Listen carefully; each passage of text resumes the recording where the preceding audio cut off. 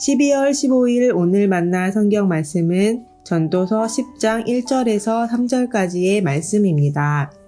죽은 파리들이 향기름을 악취가 나게 만드는 것 같이 적은 우매가 지혜와 존귀를 난처하게 만드니라.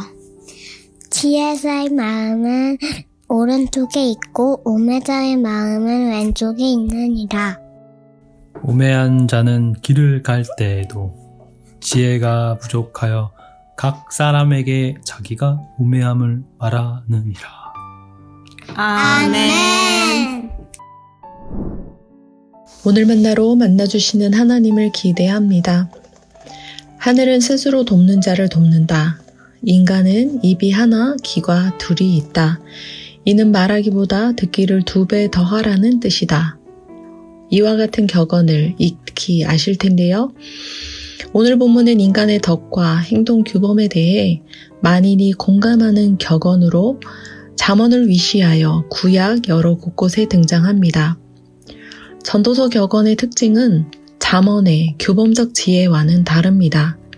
잠언의 격언은 지혜와 무지, 의와 악의 경계선이 선명하여 예측이 가능한 인과응보의 원리를 따릅니다. 반면 모든 것이 인과응보의 원리로 설명되지 않는 점에서 대안적 원리가 필요한데요. 제 아무리 지혜롭다고 하더라도 누구나 우매한 일을 저지를 수 있고 단 한 번의 우매가 전체의 지혜를 망가뜨릴 수도 있다는 점에서 전도서의 격언은 반성적 지혜를 따릅니다. 오늘 본문은 총 3단락으로 구성되었는데요. 1절에서 3절은 지혜와 우매의 관계를, 4절에서 7절은 규범적 지혜가 뒤바뀐 현실을, 8절에서 11절은 지혜자도 우매할 때가 있음을 담고 있습니다. 첫째, 지혜와 우매의 관계에서 적은 우매함의 영향력은 어떻습니까? 귀는 친구를 만들고 입은 적을 만든다는 탈무드 격언처럼 많은 지혜자의 일이 우매자의 어리석은 말 한마디, 행동 하나에 물거품이 되기도 합니다. 마실 수 있는 물이라 하더라도 한 방울의 독이 들어갈 때는 마실 수 없는 물이 되는 것처럼 말입니다. 둘째, 규범적 지혜가 뒤바뀐 현실에서 우매한 지도자의 영향력은 어떻습니까? 학력이나 경력, 재력이나 권력과 같은 자격을 갖춘 자가 갖추지 않은 자보다 대접받고 득세하는 것이 당연하다 생각하는 시대인데요. 때로는 지식도 경험도 지혜도 없는, 그래서 자격 없는 어리석은 자가 통치자나 결정권자의 자리에 놓이게 될 때 질서와 원칙이 깨어지고 혼란이 야기되는 현실을 역사 속에서 목도하곤 합니다. 셋째, 지혜자도 우매할 때가 있는 경우에서 지혜의 영향력은 어떻습니까? 원숭이도 나무에서 떨어진다는 말처럼 아무리 익숙하여 잘하는 일이라도 때로는 실수할 때가 있습니다. 그러므로 무딘 철 연장이라면 힘들여서 쓰기보다 지혜롭게 연장을 벼르는 것이 낫습니다.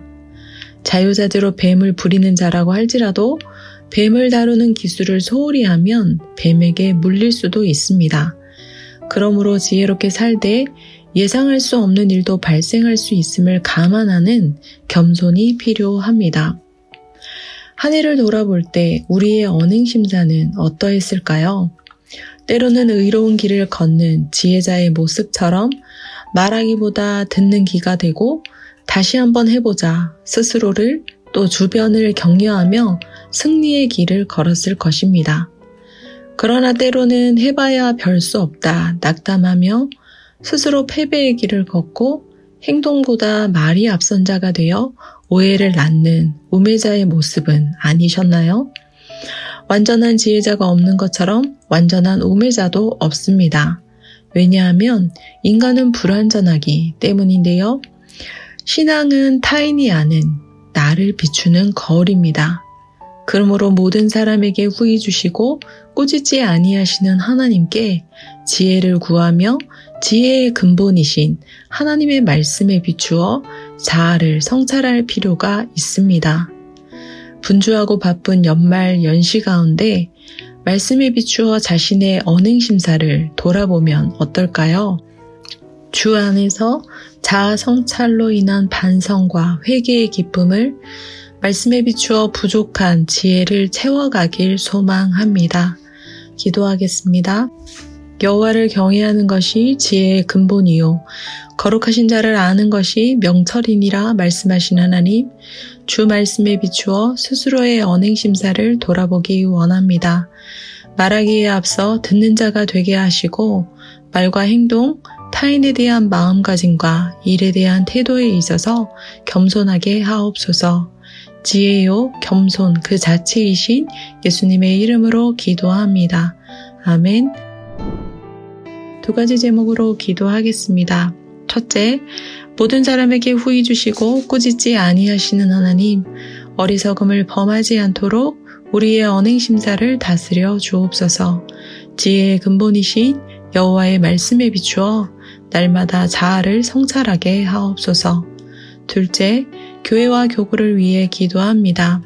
우리의 언행에 겸손이 가득하게 하시고 우리의 심사에 여호와 경외가 가득하게 하옵소서. 자아 성찰로 부족한 지혜를 채워가게 하옵소서. 기도하신 후에 개인 기도 하겠습니다.